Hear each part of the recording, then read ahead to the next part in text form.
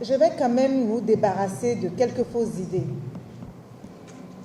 Moi, depuis 2016, je n'ai pas rencontré un seul Rwandais dans l'appareil de l'État. Et dites-vous bien que je suis à tous les niveaux. Que nous manquons de certaines compétences dans notre pays. C'est incroyable, mais c'est cela. Nous avons des sociologues à en revendre, des avocats à en revendre, des géographes à en revendre, des historiens, et j'en passe les meilleurs. Nous avons des étudiants, des milliers d'étudiants qui sortent de nos facultés de lettres, de sciences humaines, de sciences sociales. Des milliers, près de 40 000 chaque année. Et pourtant, aujourd'hui, le Bénin a majoritairement besoin d'ingénieurs, de gens qualifiés en génie civil. Et malheureusement, lorsque nous avons ces besoins-là, puisque nous sommes en train de construire notre pays, nous sommes en train de réorienter notre économie, il faut aller chercher des personnes extérieures. On est confronté à cela. Comment on va faire sinon? Sinon, on reste comme ça.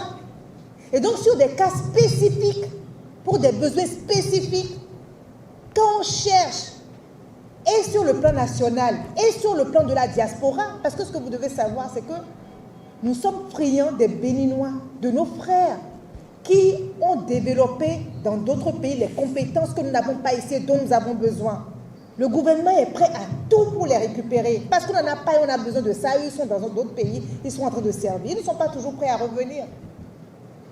Mais pour ceux qui sont prêts, le pays est prêt à les prendre en charge. Mais même là, on ne trouve pas parfois. Et donc, comment on fait? Mais si on a besoin, on a besoin. Donc, il faut se débarrasser de ces complexes-là. Semen City, c'est une université qui aujourd'hui regroupe des écoles privées et qui bientôt, dès la rentrée prochaine, va ouvrir des établissements publics. Donc c'est une université avec des laboratoires de recherche. Aujourd'hui, pour l'instant, il y a 3 écoles, on va dire. Il y a l'école d'informatique Epitech, il y a l'école Africa Design School pour la mode, voilà, le design. Et il y a les écoles de métiers qui forment des techniciens sur les besoins là tout de suite. Je prends l'exemple de la fibre optique. Lorsqu'on a décidé d'installer la fibre optique dans tout le Bénin, il n'y avait pas un seul technicien béninois capable de participer et d'être embauché par les groupes avec lesquels on a signé les contrats. Il n'y avait pas un seul béninois capable. Et il fallait aller chercher des Ivoiriens, des Rwandais peut-être même. Et ça fait mal à l'État aussi, parce qu'en réalité, pourquoi? C'est l'argent du Béninois qui veut payer ces services-là. Donc l'idéal, c'est que ce soit les enfants du Bénin qui occupent ces emplois-là. Surtout que nous avons un problème de chômage, d'employabilité. Et le gouvernement a mis en place cette école qui forme, mais vraiment, ce n'est pas de la théorie, ce n'est pas pour vous apprendre de la théorie, c'est pour apprendre à faire ce dont les entreprises ont besoin tout de suite. Ce sont des formations de moins d'1 an. Et quand vous sortez là, c'est même les entreprises, que ce soit Huawei, que ce soit les grands groupes, qui sont déjà là et qui vous prennent à la sortie directement. Parce qu'on a besoin de ces techniciens-là tout de suite. Et c'est cela votre challenge en fait. Et c'est pour ça que, pour vous, c'est quand même plus facile. Parce que vous êtes ceux dont on a besoin. Vous êtes déjà dans les formations dont le pays a besoin, qui va mettre à disposition des main-d'œuvre pour des besoins actuels.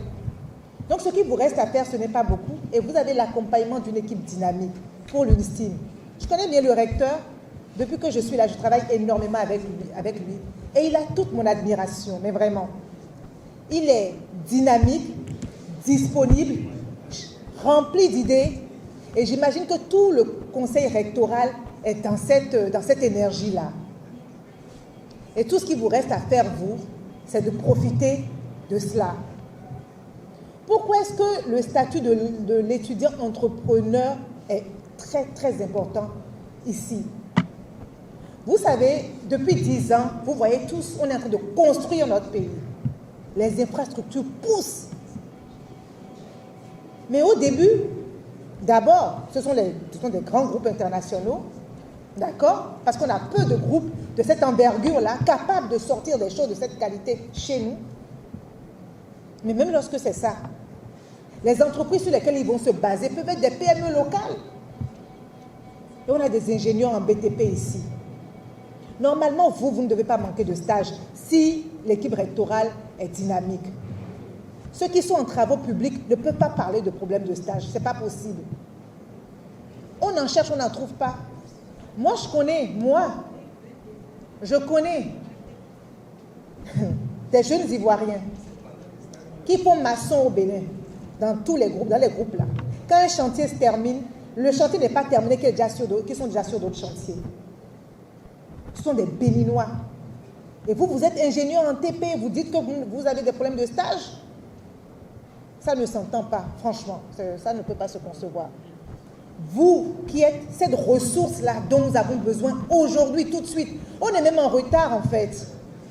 C'est vrai, on n'a même pas le temps. En réalité, on est obligé de patienter que vous terminez votre formation. Mais on n'a même pas le temps. Ce temps-là, on n'a pas ce luxe-là. Parce qu'on a besoin de vous tout de suite. Nous sommes dans une dynamique aujourd'hui qui est la dynamique de la construction du Bénin. Le Bénin, dans 20 ans, doit être pour la sous-région, ce que Singapour est. Le Bénin doit, dans 20 ans, être le Singapour de la sous-région. Et c'est possible. On a de richesses que d'hommes. Et ces hommes-là, nous les avons ici. Nous les avons dans notre pays. Alors, qu'est-ce qui nous manque? Qu'est-ce qu'il nous faut? Aujourd'hui, on se rend compte que le gouvernement essaye de régler la question de qu'est-ce qu'il nous faut. Met en place l'environnement pour que vous puissiez vous former et créer les structures, le réorganise notre économie de manière à ce que vous puissiez aller contribuer dans ces secteurs-là. La balle est dans votre camp aujourd'hui. Vous devez inventer, vous devez innover. Ce dispositif de la DPME vous attend. C'est pour vous. L'État est prêt à vous accompagner dans vos innovations.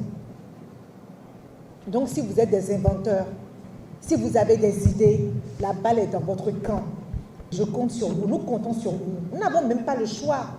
Tout ce que nous faisons, toutes nos nuits blanches aujourd'hui, c'est pour vous. Toutes nos nuits blanches, toute l'énergie que le chef de l'État déploie et nous pousse nous-mêmes à libérer, c'est pour vous faciliter, vous, ce que vous devriez faire pour aller encore plus loin.